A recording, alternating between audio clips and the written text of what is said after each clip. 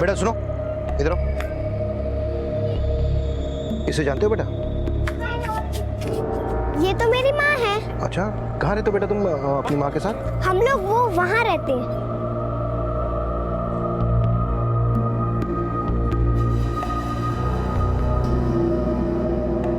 सुनो, यहाँ मुझे इनसे मिलना है। ये तो मेरी माँ है। ये आपको ऊपर मिलेगी, आप सीढ़ी से चल के चले जाइए।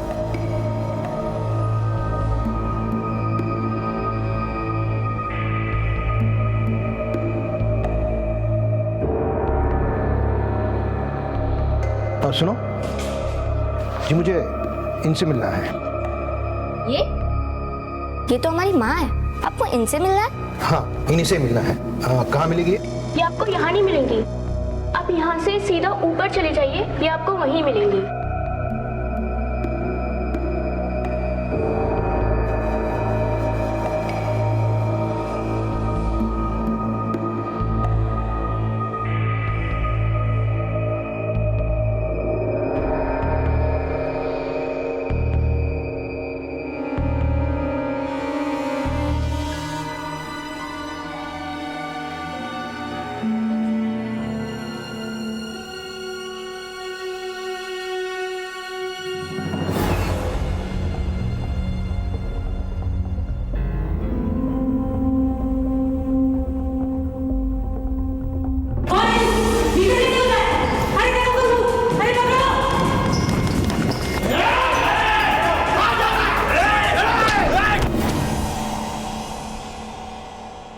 एक घर, एक औरत और उसकी 40 बेटियां, क्या यह संभव था?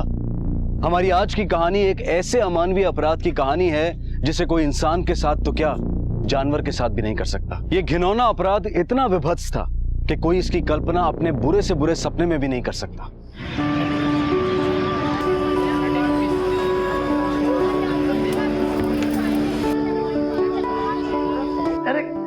अरे आशा देखा, अरे इतनी बड़ी हो गई है बेटा। अरे देखो हमको दबोच रहा है। जब पैर दबोचने बोलते हैं तो जांग नहीं लगता तुम्हारा। अरे देखो तुम हमको दबोच रही हो, अरे गिर जाएंगे ना। ए उषा, देख रही हो अपनी बिटिया को कितनी बदमाश हो गई है। हाँ आशा, छोड़ दे अपने बाबा को। अगर गिर गए या दांत टूट गया तो सब दांत टूटा बुलाएंगे।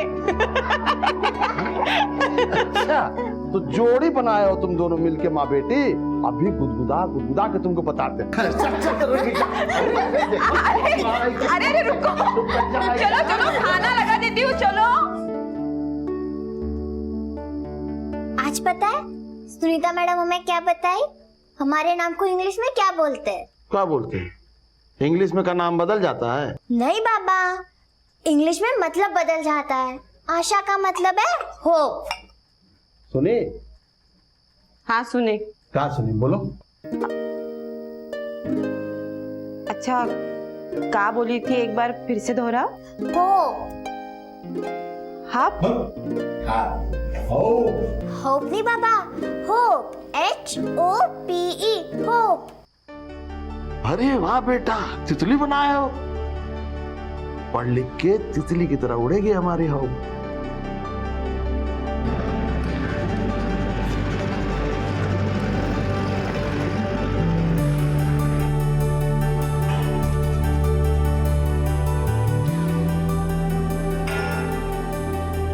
अरे धीरे, गिर जाओगे। मैं सबके लिए खाना लाई हूँ। धीरे जाओ, भागो मत। आशा, तुमने हाथ धोए? कुछ भी खाने के पहले हाथ धोना चाहिए ना। तुम्हारे ये क्यूट फेसेस ना यहाँ नहीं चलेंगे। जाओ पहले जाके हाथ धो वॉशरूम में। गो।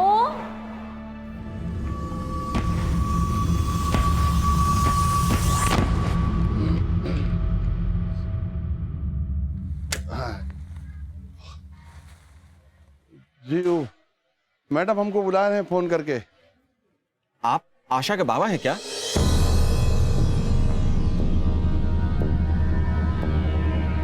आखिर बच्ची स्कूल से कहाँ चली जाएगी? वॉचमैन ने भी उसे जाते हुए नहीं देखा। सर, हमें भी ये समझ में नहीं आ रहा है कि ये सब कैसे हुआ। इसके पहले स्कूल में ऐसा कभी कुछ नहीं हुआ था। सर, हमने स्कूल का हर एक कोना चेक किया। आशा स्कूल में नहीं है।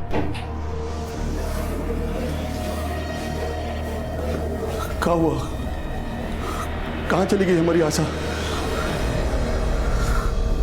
आए दिन स्कूल्स में बढ़ते अपराध की घटनाएं सुनने को मिलती हैं और इन्हीं घटनाओं को ध्यान में रखते हुए सरकार ने स्कूल्स के लिए कुछ सेफ्टी गाइडलाइंस बनाई हैं, जिसका नियमित रूप से पालन करना हर स्कूल के लिए अनिवार्य है। और हर माँ बाप को इस बात पर पूरा ध्यान देना चाहिए कि उनके बच्चे का स्कूल उन गाइडलाइंस को पूरी तरह से फॉलो भी कर रहा है या नहीं, क्योंकि हमारी जरा सी लापरवाही की वजह से इन अपराधियों को मासूम जिंदगियों के साथ खिलवाड़ करने का मौका मिल जाता है। बच्चों, मैं सचदेवा अंकल हूँ और आपकी मैम ने मुझे बताया कि आप फैंसी ड्रेस कंपटीशन में मेरे कपड़े पहनते हो। आज हम आपके साथ एक गेम खेलेंगे और जो बच्चे मेरे सवालों के सही जवाब देंगे उन्हें चॉकलेट्स मिलेंगे। रेडी? गुड। लेकिन ये सीट खाली है, यहाँ कौन बैठता है? अंकल, यहाँ आशा बैठती है। चॉकलेट। अच्छा, तो आशा यहाँ नहीं है तो बिना आशा के हम गेम कैसे खेलेंगे? अंकल, वो लंच के बाद क्लास में आई नहीं। अच्छा, लो तुम्हारी चॉकलेट। अंकल, आशा मेरे साथ ही रोज लंच करती है, पर आज वो नहीं आई। मैंने उसको ग्राउंड में भी बहुत ढूंढा, फिर भी नहीं मिली। तो आशा आप में से किसी के साथ यहाँ से बाहर गई थी? अंकल, क्लासरूम से मैं और आशा एक साथ निकले थे। उसके हाथ थोड़े गंदे हो गए थे तो मानसी आंटी ने उसे हाथ धोने के लिए कहा और फिर वो वॉशरूम चली गई। सर, मानसी तो उस एनजीओ से है जहाँ से रोज मिड डे मील आता है। मानसी का नंबर दीजिए। सर, मानसी का नंबर तो बंद है। एनजीओ का एड्रेस है आपके पास? जी। राणा, तुम फौरन एनजीओ चले जाओ और मानसी की पूरी इंफॉर्मेशन निकालो। साहब, अभी इतना ही है साहब, और ला देंगे साहब, और ला देंगे। बैंक से आशा की माँ के चेयर वगैरह सब आपको शिकायत नहीं होने देंगे साहब। हमारी बच्ची को खोज दीजिए साहब, हमारी बच्ची को खोज दीजिए। हमारी बेटी के बदले आपको जो चाहिए सब ले लीजिए साहब। हमारी बेटी ला दीजिए, हमारी बेटी ला दीजिए। रमाकांत, हम पूरी कोशिश करेंगे। ऐसे कैसे नहीं मिल रही? सुबह तो निकली थी स्कूल के लिए। पूरा स्कूल में ढूंढ लिया, आशा कहीं नहीं है। नहीं, मुझे मेरी बेटी चाहिए। मुझे मेरी बेटी ला दो, मुझे मेरी बेटी चाहिए। मुझे मेरी बेटी ला दो।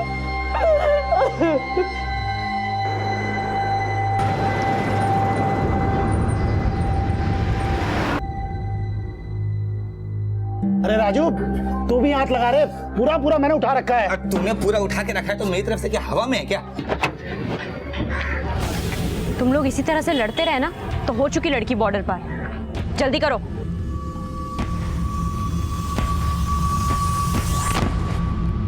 पुलिस का शक सही था।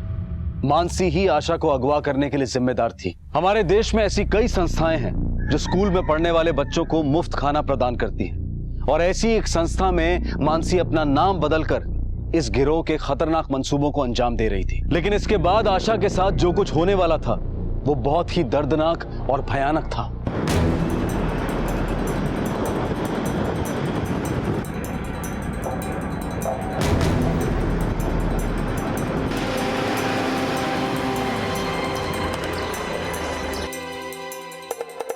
सर, मानसी पिछले 3 महीने से यहाँ पीजी रहती है। उसका कमरा किधर है?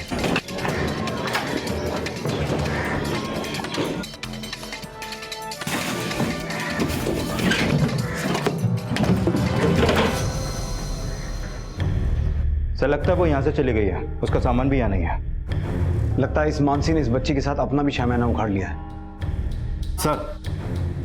सर, मानसी के मोबाइल नेटवर्क कंपनी से मैंने बात की।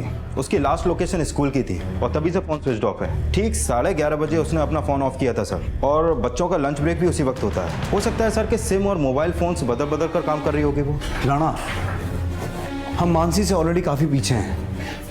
अगर वो अपने मोबाइल नंबर्स चेंज कर रही थी तो इसका मतलब है कि उसे मोबाइल लोकेशंस और मोबाइल की एक्टिविटी को कैसे मैनेज करना है पता है, और ये सिर्फ प्रोफेशनल क्रिमिनल्स को ही पता होता है। कहीं कोई बच्चे उठाने वाला गैंग तो नहीं है? राणा, फौरन दिल्ली के हर पुलिस स्टेशन में बच्ची की फोटो भिजवाओ। हर चेक पोस्ट, दिल्ली के हर एग्जिट पे बच्ची की फोटो होनी चाहिए। रेलवे स्टेशन, पब्लिक बसेस को पहले खंगालो। अपने खबरियों को भी अलर्ट करो। सर मुझे हर हालत में आशा वापस चाहिए, और वो भी सही सलामत।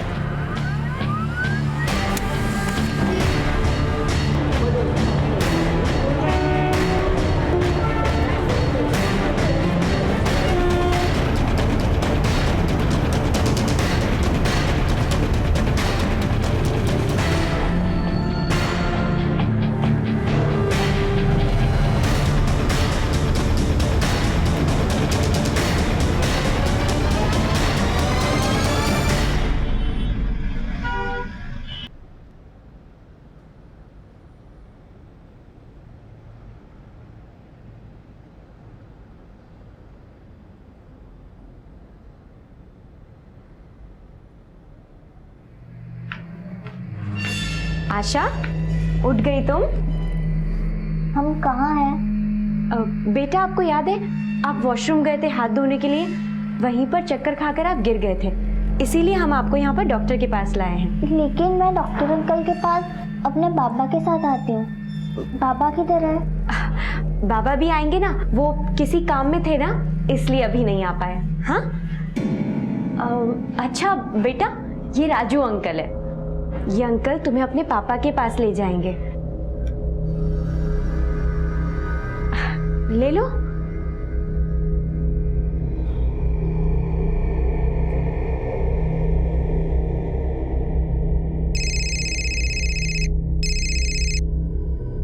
बोल छोटे।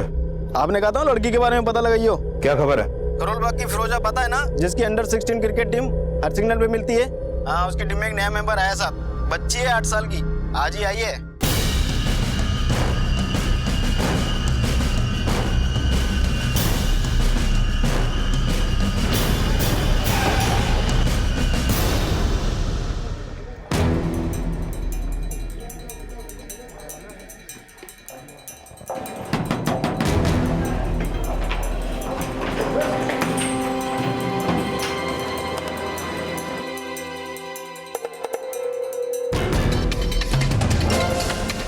फिरोजा, आशा कहाँ है? कौन आशा साहब? वो 8 साल की बच्ची जो यहाँ नई आई है। ये रही बच्ची साहब।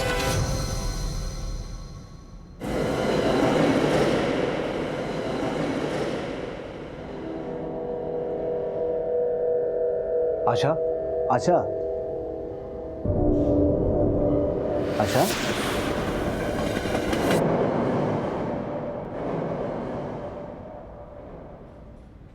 देख फिरोजा, तेरे पूरे नेटवर्क में आशा अगर कहीं भी है तो मुझे बता दे। साहब, मैं कुछ नहीं जानती। ये मानसी कहाँ मिलेगी? उसे तो जानती होगी ना तू? दिल्ली शहर में इस लाइन में कितने सारे लोग हैं, मुझे क्या पता मानसी किसके साथ है। और राजू, उसे तो पक्का ही जानती होगी तू। सर, कौन सा वाला राजू? तू कौन से वाले को जानती है? साहब, यहाँ तो हर किसी ने अपना नाम राजू रखा हुआ है। अजय, एंथनी, अहमद, सब किसी ने, जिससे आप लोग उन तक पहुँच ना पाओ। सब दिल्ली शहर में 150 राजू होंगे, और पूरे हिंदुस्तान में तो हजारों। जब तक आप लोग अपने वाले राजू के पास पहुंचेंगे, तब तक वो बच्ची किसी और राजू के पास पहुंच चुकी होगी।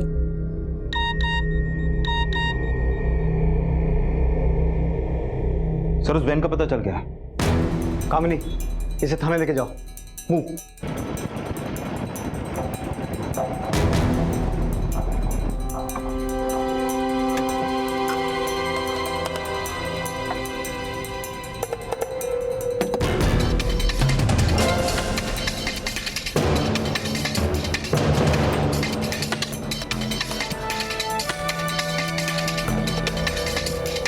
क्लोरोफॉर्म। ऐसे केसेस में अक्सर बच्चों को क्लोरोफॉर्म सुंघाकर सुला देते हैं, ताकि उन्हें यहाँ से वहाँ करने में आसानी हो। ये वैन यहाँ है, बच्ची बेहोश होगी, तो उन्हें ज़रूर बच्ची को किसी चीज़ में छुपाकर यहाँ से ले जाना पड़ा होगा। एक काम करो राणा, आसपास जो भी लोग मिलें उनसे पूछताछ शुरू करो, अपने खबरियों को भी अलर्ट करो। शायद उन्हें यहाँ से निकलते हुए किसी ने देखा हो।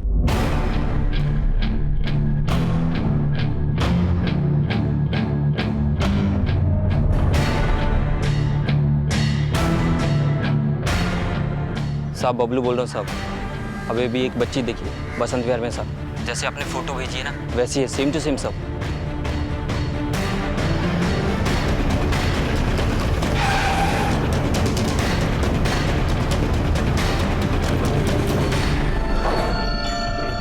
एक एक कमरा चेक करो। यस।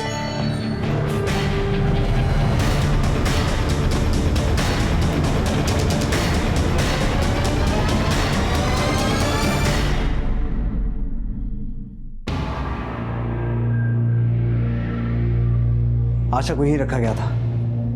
इस घर का मालिक कौन है पता करो। सर।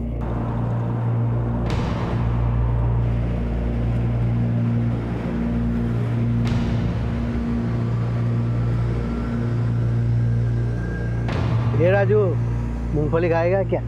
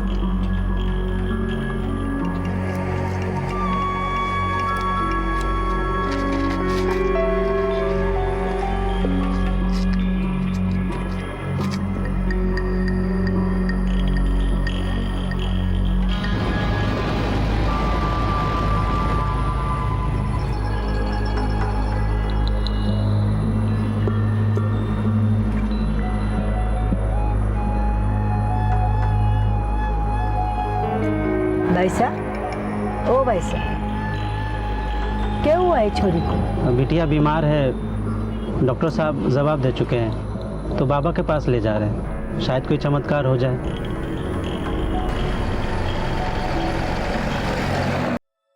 गांव छोड़ के जब दिल्ली आए थे तो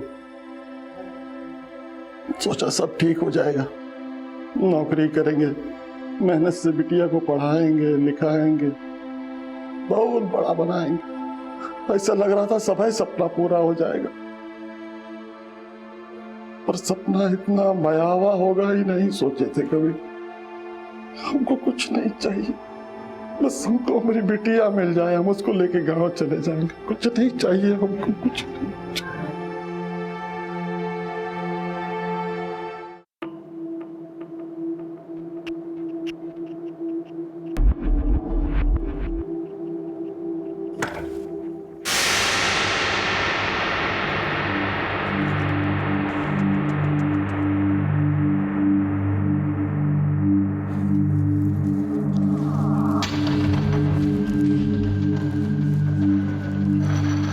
मेरी माँ कहाँ है? अरे मैं हूं ना, मैं ही तो हूँ थारी माँ। आप झूठ बोल रहे हो, आप मेरी माँ नहीं हो।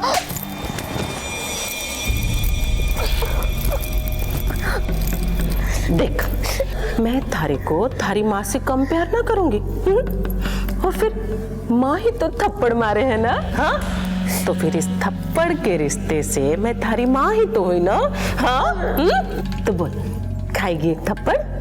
बोल बोल, खाएगी? तो बोल बोल, मैं थारी कौन हूँ? बोल, कौन हूँ मैं थारी? शाबाश! अरे तू तुम्हारी सबसे फेवरेट बेटी बनेगी।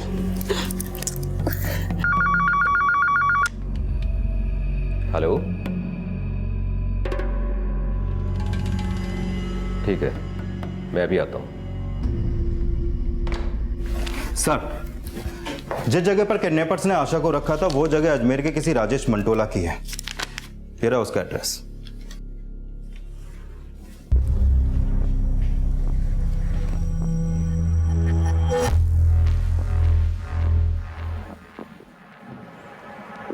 काम किए हैं।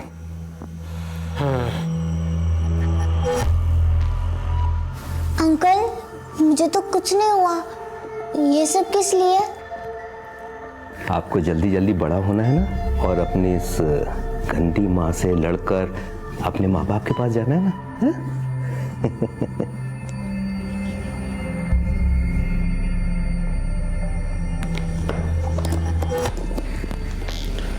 3 महीने में तैयार हो जाएगी।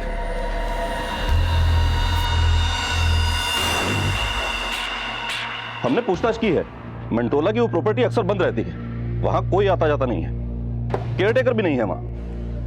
राणा, राजेश मंटोला से भी कुछ पता नहीं चला। सर 1 हफ्ते से ऊपर हो गया, लेकिन अभी तक हमारे पास आशा का कोई क्लू नहीं है। लेकिन हम अपनी कोशिश जारी रखेंगे राणा।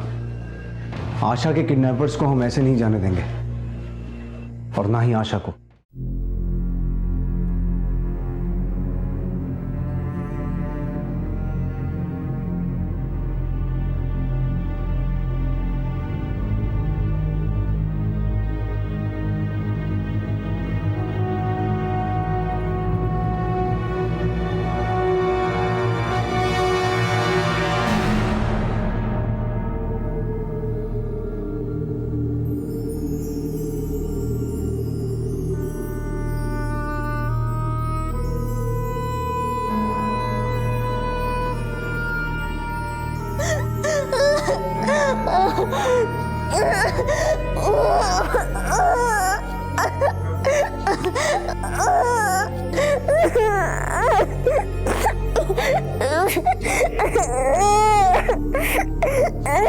अरे आशा, तुम रो क्यों रही हो?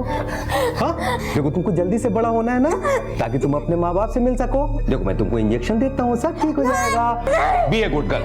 आशा, छोरी, तेरे में अभी तक इतनी भी ताकत ना आई है कि तुम्हारे को हरा सके है।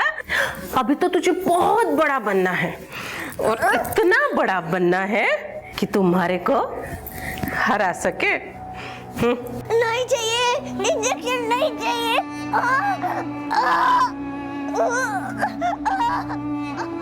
आशा बेटा, नहीं, मुझे इंजेक्शन नहीं चाहिए।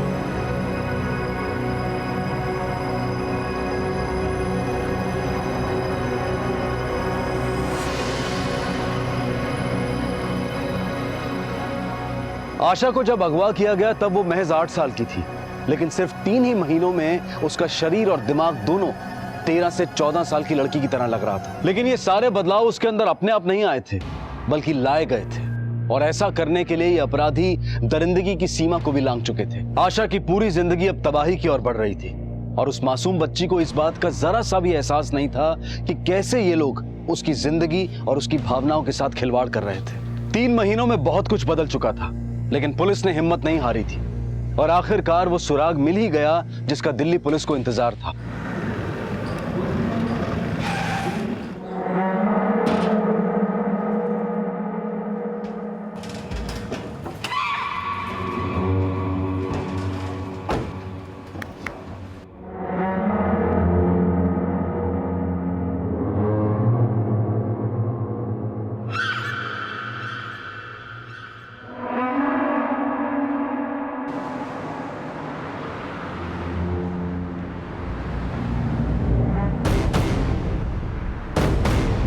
पुलिस? राजू, सामने से पुलिस आ रही है।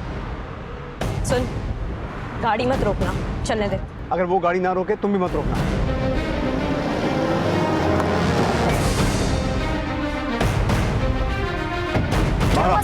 सब हुआ क्या? गाड़ी चेक करो सारी। सब क्या? सच में उसमें खाना है? क्या हुआ? चेक करो। ओके। खाना है सर।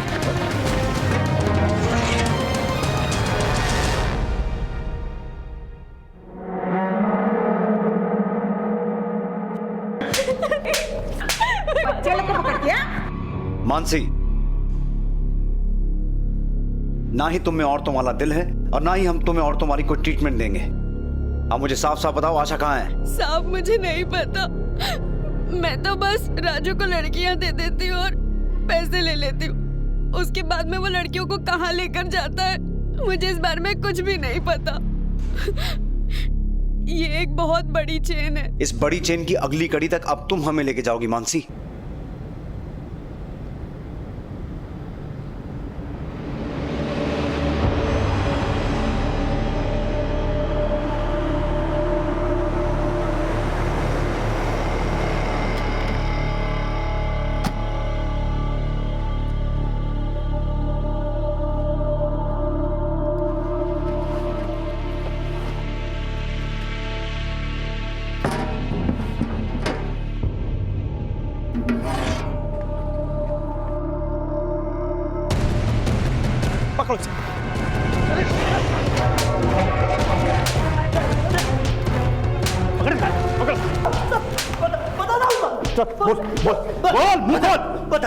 बता था उसको। छोटी मासूम लड़कियों की जिंदगी के साथ खेलते हो? किस दलदल में फेंक के आया आशा को? बोल। सर हाईवे पे छोड़ा था साहब। सर वहां से कोई दूसरा राजू ले गया होगा और फिर वो कहाँ ले जाता है मुझे नहीं पता साहब, मुझे नहीं पता। सर ये रास्ता 3 जगहों पे निकलता है। एक पुरानी दिल्ली, दूसरा मथुरा के रास्ते राजस्थान और आगरा, और तीसरा नई दिल्ली। इन तीनों डायरेक्शंस में से वो कहीं भी जा सकते हैं। राणा, इससे पहले वो आशा को कहीं और शिफ्ट करें, हमें उसे ढूंढ निकालना है।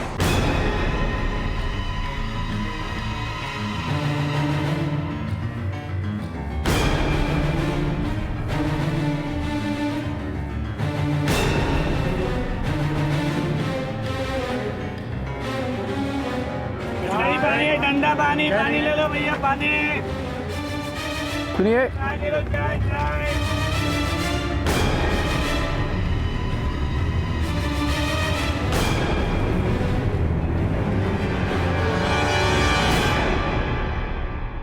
वो यही उतरा था छोरी को लेके। छोरी गोद में सो रही थी तो मैंने पूछा भी क्या हुआ है छोरी को। बिटिया बीमार है, डॉक्टर साहब जवाब दे चुके हैं। देख देख कितनी खूबसूरत लग रही है। हीरोइन लग रही है हमारी लाड़े सा। सच में बीना माँ, मैं तो बहुत अच्छी लग रही हूँ। तो ऐसे ही थोड़ी ना सारे बच्चे मैंने बीना माँ कह रहे हैं। और तेरा भी तो ध्यान रखती हूँ ना। अरे हमारी बच्ची।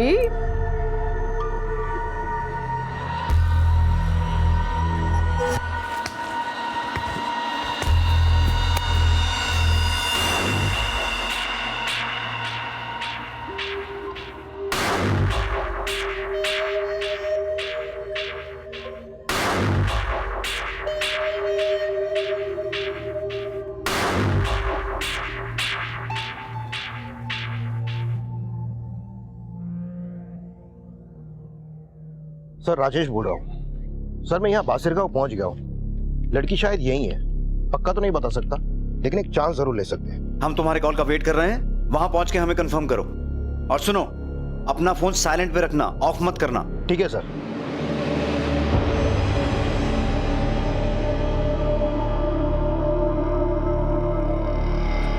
बेटा सुनो, इधर आओ। इसे जानते हो बेटा? ये तो मेरी माँ है। कहाँ रहते हो बेटा तुम माँ के साथ? हम लोग वो वहाँ रहते। सुनो यहाँ, मुझे इनसे मिलना है। ये तो मेरी माँ है। ये आपको ऊपर मिलेगी, आप सीढ़ी से चल के चली जाएंगे। जी ठीक है जी, मुझे इनसे मिलना है। ये तो हमारी माँ है, आपको इनसे मिलना है? कहाँ मिलेगी? आप यहाँ से सीधा ऊपर चले जाइए, ये आपको वहीं मिलेंगी।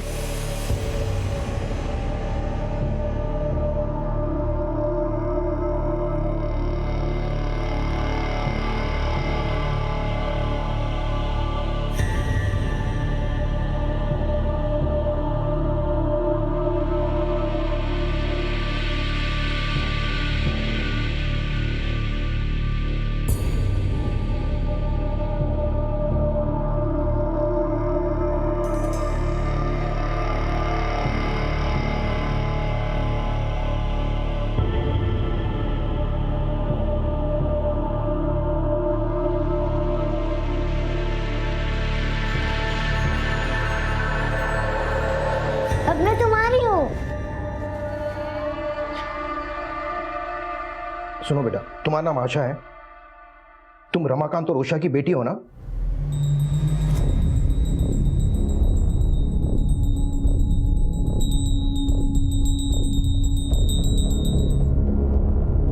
कौन है तुम? अंदर कैसे घुसा है? देखो कोई घुसा है, पकड़ो।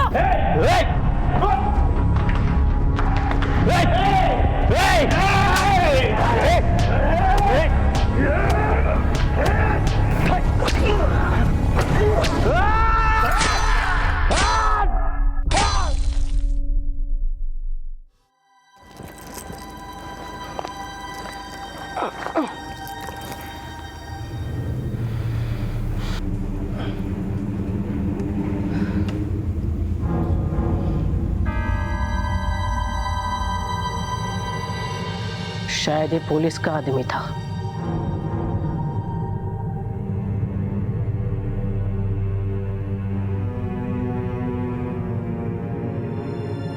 आप जिस नंबर पर कॉल करने की कोशिश कर रहे हैं वो फिलहाल बंद है। ये काफी देर से एक ही लोकेशन दिखा रहा है। सिग्नल टूट गया है, लगता है फोन स्विच ऑफ हो गया है। ये रीसेंट लोकेशन कौन सा है? लगभग 20 किलोमीटर दूर। मैंने राजू से कहा था फोन स्विच ऑफ ना करे। मूव।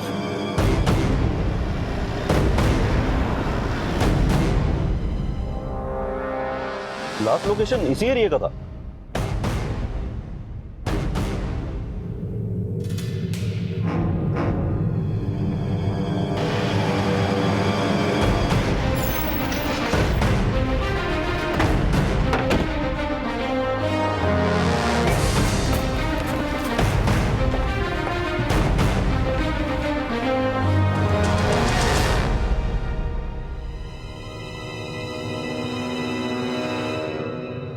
देख छोरी, अब थारी जिंदगी बहुत बड़ी होने जा रही है। ये बड़ी बड़ी जगहों पर उठना बैठना रहेगा तारा। हाँ, किसी भी चीज की कोई कमी ना रहेगी थारे को।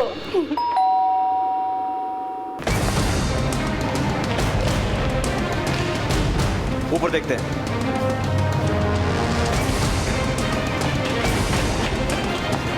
सारे कमरे चेक करो।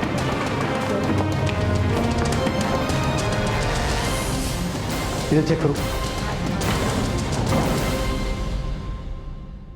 इंजेक्शंस और सिरिंजेस सब कुछ यहीं पड़ा है। इसका मतलब उन्हें अंदाजा हो गया था कि पुलिस आने वाली है। पर एक बात तो पक्का है, यहां लड़कियों को रखा गया था। हम उनमें आशा भी थी या नहीं ये नहीं पता। सर यहाँ आइए जल्दी।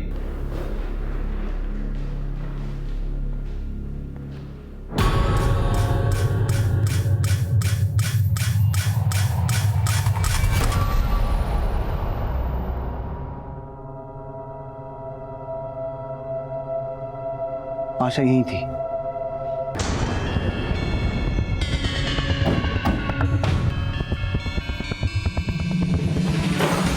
कहाँ भाग रही थी तू? नहीं सब मरने तो नहीं। तेरे को क्या लगा तुम लोग घर खाली कर दोगे तो हम तुम्हें ढूंढ नहीं पाएंगे? ले चलो सर।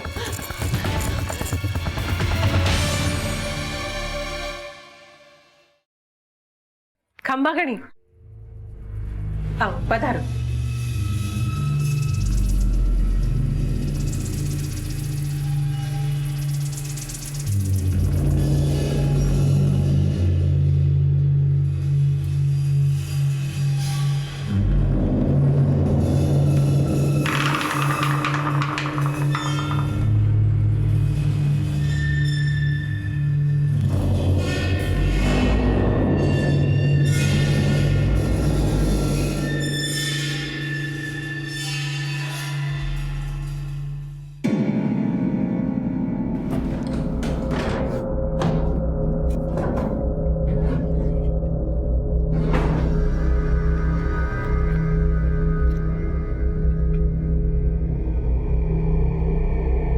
ये इतने सारे पासपोर्ट, माजरा क्या है? हुजूर हम धंधा करते हैं, यहाँ से छोरियाँ तैयार करके बाहर भेजते हैं। वहाँ मरे जो आदमी अपने साथ ले जाता है उसके साथ रहते हैं, उसे मज़ा कराते हैं। बस यही हमारा काम है।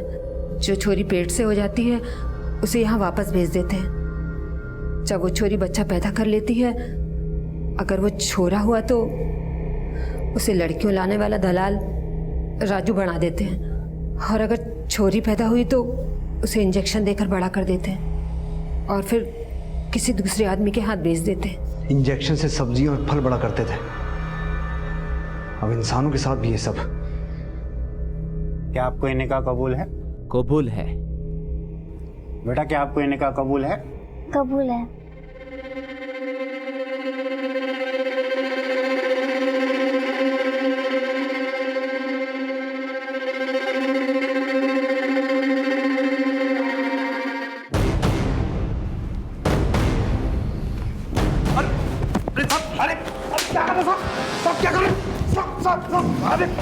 मार क्यों रहे साहब? अरे क्या कर रहे? क्या कर रहे? सर ये वही दवाई है। क्या है ये? कौन सी दवाई है? बोल सबसे दवाई है, बोल। सब मैंने कुछ नहीं किया, मुझे माफ कर दो साहब, मैं सिर्फ इंजेक्शन लगाता हूँ साहब। ये कौन सा इंजेक्शन लगाता है तू? हैं? मासूम बच्चों के साथ खेलता है। कौन सा लगाता है? कौन सा लगाता है? बोल। सब गोली नंबर 10। गोली नंबर 10? क्या है इसके अंदर? साहब ये वही इंजेक्शन है जानवरों वाला, हम लोग इसको गोली नंबर 10 बोलते हैं साहब। अब इसको लगाने से बॉडी में हार्मोनल चेंज होता है साहब, और 7-8 साल की बच्चियों का शरीर 3 महीने में ही 14-15 साल के जैसा हो जाता है साहब। क्राइम पेट्रोल में हमने अब तक आपको कई बार ह्यूमन ट्रैफिकिंग और प्रोस्टिट्यूशन रैकेट की कहानियां दिखाई हैं, लेकिन इस गांव में जो हो रहा था वो इन सब से बिल्कुल अलग था। ऐसा पहली बार देखने को मिल रहा था कि मासूम बच्चियों को एक फसल की तरह से तैयार किया जा रहा था। इस गांव के खेत सूखे थे, लेकिन फिर भी यहाँ के लोगों की जेबें भरी हुई थी, क्योंकि ये पूरा गांव इस जुर्म में किसी न किसी तरह से भागीदार था। यहाँ तक कि एक डॉक्टर भी, जिसका काम जिंदगी बचाना होता है, तबाह करना नहीं। पुलिस ने जिस डॉक्टर को गिरफ्तार किया उसने पुलिस को दीपक के बारे में बताया, जो इन लड़कियों के फर्जी डॉक्यूमेंट्स और पासपोर्ट तैयार करता था। सर क्या हुआ? ये लड़की कहाँ है? कहाँ है लड़की? बोल। साहब ये मुंबई निकल गई साहब, इसका पासपोर्ट मैंने बनवाया था। मुंबई में कहाँ पर? और किस नाम से पासपोर्ट बनवाया तूने? श्रुति शर्मा के नाम से पासपोर्ट बनवाया, और आज रात को मुंबई से वो दुबई के लिए पार्सल हो जाएगी।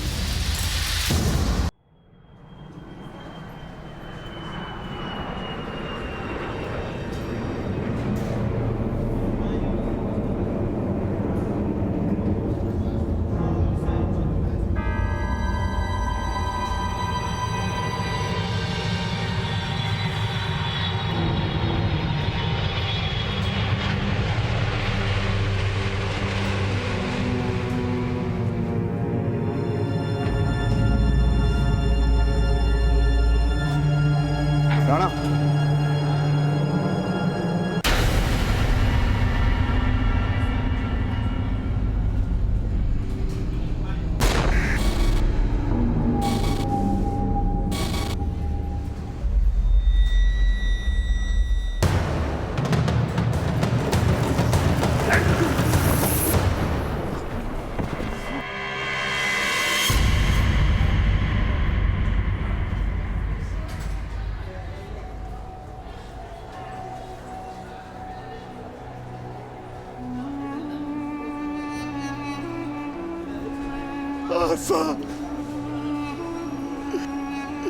साहब यही हमारी बच्ची है। देखो क्या कर दिया साहब, हमको भी नहीं पहचान पा रही है। अच्छा बेटा, हमें बेटा तुम्हारे बापू।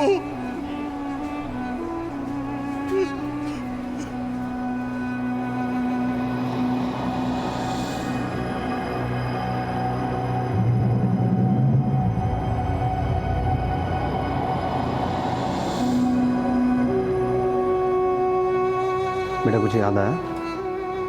यही तुम्हारे मम्मी पापा हैं।